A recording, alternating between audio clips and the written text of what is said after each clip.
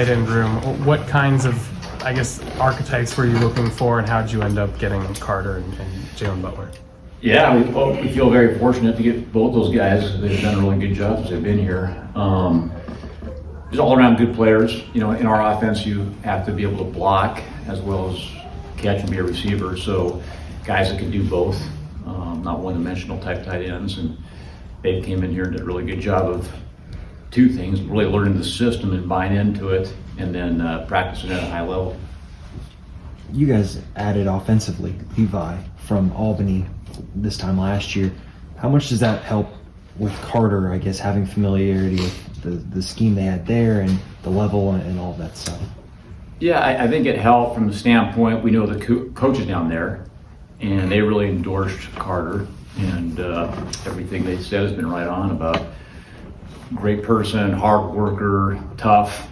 And I think, not speaking for Carter, but I think him knowing that Levi had a good experience here and they talked to each other, that helped us, because he was highly recruited and we were fortunate to get him. What did you like about Carter specifically?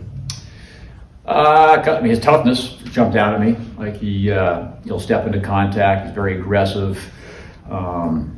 Uses his hands well, and then he made plays down the field catching the football.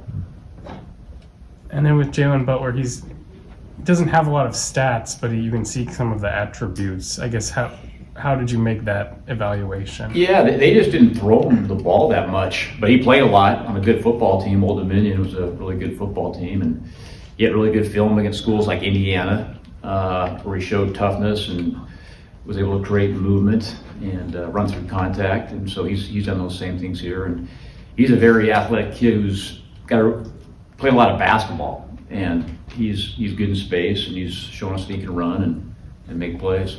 This program under Lance has shown it'll play a bunch of tight ends. I mean, how much does that matter when you're out there trying to add to the room and everybody wants to be the star, right? But how much do you sell that idea? Yeah, we think it's a tight end friendly offense. We use our tight ends to block and throw them the ball in the play action game. And the better they block, the more they're going to get open in our play action game. That was a big part of our offense last year. Then bringing Coach K back, coaching guys like Tyler Warren and how he utilized them in the creative ways. That's actually helped us recruit tight ends. And so I think guys buy into that they're going to be used in the passing game and the run game, and we use them a lot. What's it like from your perspective having Andy back and also working with him in person this time? It's fun. Yeah, he was one of the reasons I first got connected with Kansas way back 2 years ago when I was being an analyst online, and then we've always had a good relationship since then. For him to be back in the building, and it's been fun. He has a really good sense of humor. We work out together. We do a chat GTP workout every morning, and so he's getting me in better shape. And it's been awesome to have him back. You mentioned Tyler Warren. Does he reference him? I mean, that's kind of a unicorn type of dude that he had there. Yeah, I mean, we already are using that in recruiting because I think it was very unique the way he got used. I mean, he was a tight end that was a Heisman Trophy candidate and had stats that were off the charts. And part of it was he's a really good football player, but part of it was the play design and the uniqueness and creativity of moving him around. And so we're trying to do that. And I'm not saying we have Tyler Warren on our football team right now. Who knows? We might. We're trying to get guys like that, but we have some pretty good football players, and I think they're excited about the creativity and the different things that we can do with them. Do you have to be careful, or does Andy? I mean, when you've had a guy like that, do you have to be careful saying his name too much, or saying when I had him, I did this with him, or he did this? I mean, is there a line there that you don't want to cross with guys? Or I wouldn't say necessarily. I mean, it has helped us in recruiting to see, hey, this is how a good player got utilized, and I think kids see that. I think right now, like when we're teaching plays and schemes and technique and how to do things, we do use some of his examples because he had a good way of doing things. But yeah, for teaching, you use good players like that. But we don't spend a ton of time talking about them. It's about us. I mean, we're trying to live in the present, and we're going to work on daily improvement with the guys we got, and we think we got a really good group.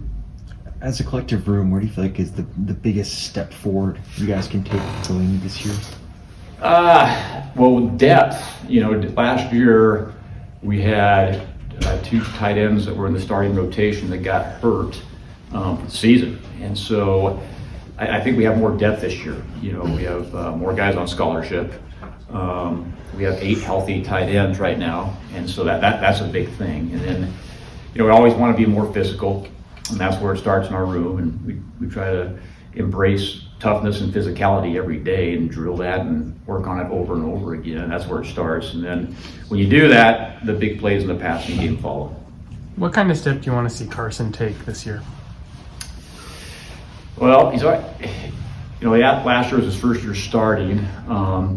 He would be the first guy to tell you they're all overachievers, and he's definitely one of the leaders of that. But he'd be the first guy. There's stuff he can get better on, and number one, staying healthy, helping us in the passing game, which he did, and then just continue to play with better tight end fundamentals, low pad level, getting your hands inside, running through contact. With the injury Jack had at the end of his senior season, what does kind of the spring look like for him? He's full go. Yeah, it's been a big testament to him with that injury to basically not be able to do something for a couple of months and then being a little apprehensive about getting here. But he's bought into the rehab and he's practicing full go and he's doing a great job. Matt, what's your perspective on the quarterback battle from what you've been able to see? I think both guys are making each guy better. They're both super competitive. They're both leaders. That's part of. I think we're practicing at a really good level right now because of our quarterbacks taking ownership. And before spring ball, when it was some player-led only practices, they did a great job of getting guys together and really being good leaders.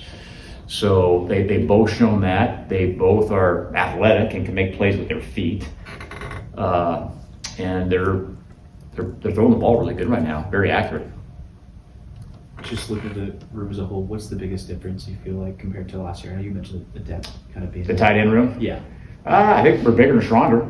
I think our strength coach does a really good job. I think our guys have bought into that. We really emphasize weight and what it takes to be successful in the Big 12, what you have to play at, and the guys are working at that. We got a great new train table that's elite, and I think that's helped out. But I think anytime you're another year in a system, and the systems, we've had some new variations with Coach K coming back, but experience just makes you better. I think Lance really praised Leighton Cure's work ethic the other day. How do you see that kind of borne out on a daily basis? Yeah, he motivates me with his work ethic. He's amazing. He's the first guy in the building, gets here at 5 a.m. Doesn't have a lot of free time. He goes to daily mass every day. He actually leads things with his Catholic ministries. He's here and he's actually working on his master's. I think I have 3 guys in my room that have never gotten a B. He's one of those guys. So he's a straight A student. So everything he does at an elite level. And that motivates the people around him, including myself. Anything else, Coach Lubick? Just one more. With such a deep room and some new faces too, and what you guys want to do with the position, in spring, are you able to identify, hey, this guy could be sort of a breakout guy, or do you let that happen organically, or how do you guys look at that? That's a good question. A little of both. We give guys opportunities. We're really big on reps and getting everyone doing things, and we're always evaluating, so it kind of happens organically. Mm-hmm. We want guys to step up, and we want multiple guys to step up so we can continue with that depth.